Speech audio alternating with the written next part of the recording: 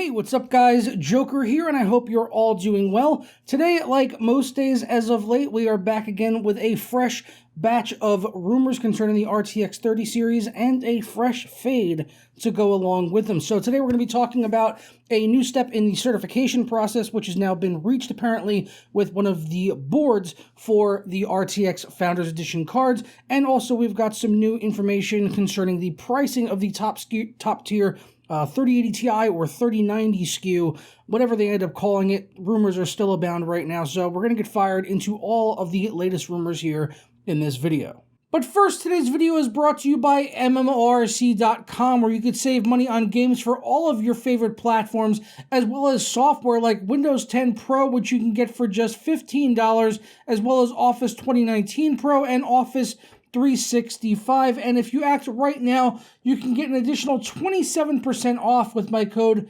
JOK27 at checkout, and that'll knock the price down on Windows 10 Pro from $15.29 all the way down to $11.16.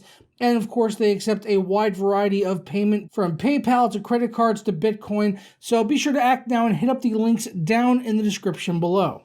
So first up, we'll start off with the RRA certification on the PG133A board, which would be used in one of the top-end SKUs, the GA102 GPU from Ampere. So this would be the 3080 Ti or the 3090, which is, as I said at the start, one of the rumored names they're talking about for the highest-end GPU. And there's been other rumors, honestly, about this, saying that there might still be a 3080 Ti, which will be probably around where we saw the 2080 Ti in terms of price and everything.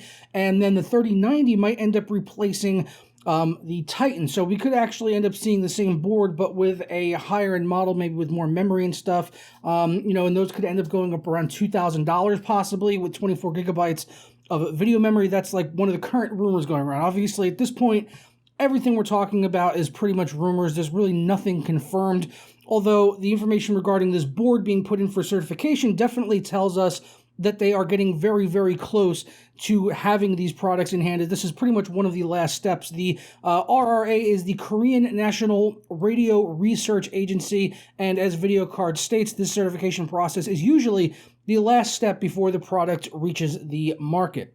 So this is something that happens with pretty much every product like this. Any type of electronic needs to go through certain certification and processes in order to be approved. And it's listed here that the certification date is August 20th, 2020. So that is today. This is a fresh leak or rumor that came about just this morning for the PG133 board, which again, as I said, is going to be for the high-end Ampere SKU of GA102, which would be the 3080 Ti or the 3090. So we really don't learn anything else from this, anything regarding specs or whatever. We just know that it's for the top-end board because of the way that NVIDIA typically does these SKUs with certain board types.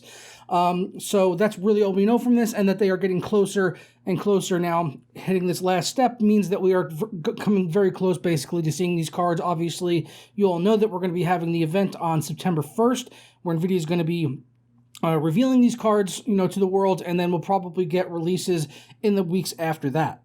Now, the other big rumor that came about was concerning the pricing, and this came just about 24 hours after another rumor stated that the top-end NVIDIA SKU would cost $2,000, which would be, honestly, I think a little bit obscene, and I can't, even people that paid $1,200 for a 2080 Ti, I can't really see many of those people even ponying up $2,000 to pick up a 3090 or a 3080 Ti, especially if really all they're doing is throwing in tons of extra video memory with 24 gigabytes. Again, current rumor, which doesn't really make a whole lot of sense, which is going to add to the cost of the card so immensely. It would make much more sense for that to be for something like a Titan card.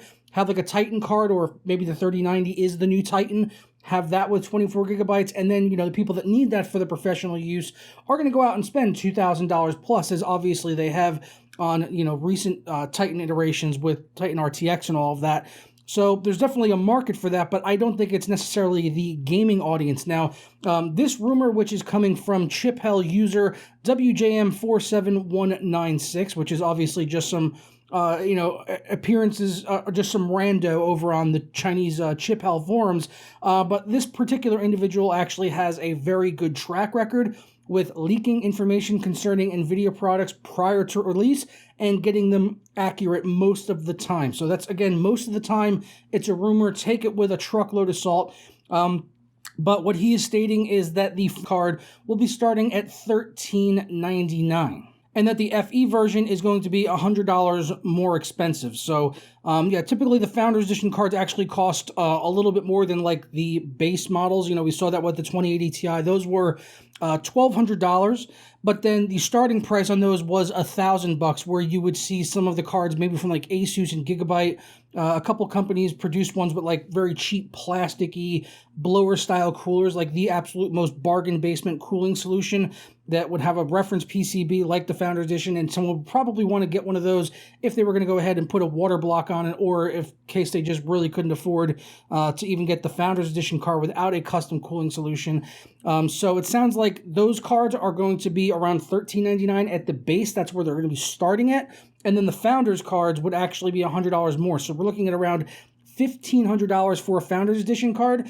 And then add in board cards, we can expect with traditionally what we've seen with the 20 series and previous generation before that, is that those would likely come in above $1,500. So maybe for like starting end cards, we might see them between $1,500 to $1,600, and then maybe some like really insane cards like a Kingpin card, we might see those for maybe $200-$300, maybe even above that. So we are definitely getting into the realm of some uber expensive graphics cards here from NVIDIA on this new generation, which again, rumor, take it with a truckload of salt, but I definitely want to get your guys' feedback on this down in the comments below. What do you think about this? You know, if you were a 2080 Ti buyer at $1,200, are you going to also be a buyer at $1,500 for a new Founders Edition card, or for a custom solution that's going to possibly cost even more than that?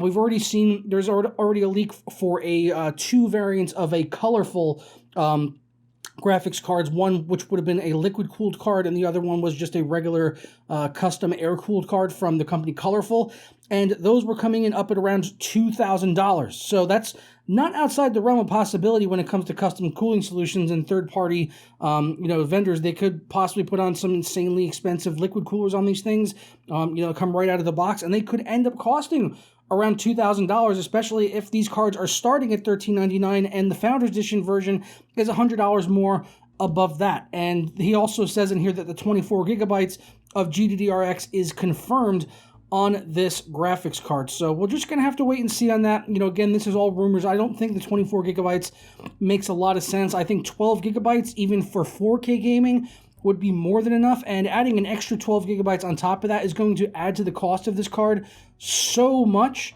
That is really going to be making up this additional cost on the card. I mean, they could easily probably get this card out with 12 gigabytes and probably sell it for the same price of the 2080 Ti's at $1,200, which is still exorbitantly expensive for the vast majority of people. I just don't know how many people are going to be out there spending $1,500, $1,600 on a card with a custom cooling solution. But let me know down in the comments below what you think about this. Are you going to be a buyer on one of these day one?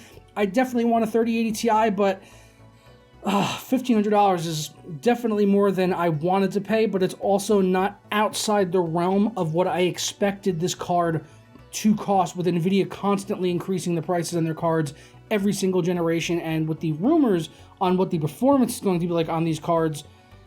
They kind of are in a class of their own right now, depending on what AMD does with Big Navi, so they can pretty much charge whatever the fuck they want, honestly, and people that want that performance are going to go ahead and they're going to pay it. People that want to play Cyberpunk 2077, 4K, maxed out, ray tracing, all of that stuff, they're going to go out and they're probably going to spend the $1,500. If I don't get sampled by NVIDIA, which I don't expect to, I'm probably going to buy one of these cards. Just being perfectly honest with you, I will probably buy one because I play at 4K and I'm already starting to see the limitations of my 2080 Ti. Even though I can play pretty much everything that comes out, I can see these newer titles coming out being that much more demanding. Something like the recent Horizon Zero Dawn was quite taxing to play. I definitely had to lower some stuff in that, and I want to play everything with all the graphics turned up because that's just how I prefer to do it. So I'll be buying one of these, and I'm not saying that I advise anyone else to do it. I'm not trying to endorse the product. I'm just saying that's the type of person that I am, and I know that I'm not the only one out there because other people are going to be lining up to buy these cards, and that's really just, I guess that's really all the proof that you need is NVIDIA knows that. NVIDIA knows there are people out there like myself that are going to spend $1,500, and I think they're probably You know, I'm sure they talked about this, and that's probably the ceiling where most of us are going to be comfortable going from 1200. And in my mind, that really was the max I was willing to put into it, would have been 1500. And that's exactly where they're selling it. So I think they, you know, did their research, and they know exactly what gamers like me are willing to pay for these cards, as well as many others of you out there. So NVIDIA just kind of got us over a barrel here, and that's pretty much what's going to happen. So that's all I got for you guys today on these rumors. You know, we'll have to wait and see till September 1st, you know, how much of this is all true. Hopefully it's less than this. Hopefully this is, you know, just this is bullshit, and we'll get it for a little bit less than $1,500. But that's all I've got for you guys today. I'm going to go now. Hope you all have a good one, and I'll see you tomorrow for another video.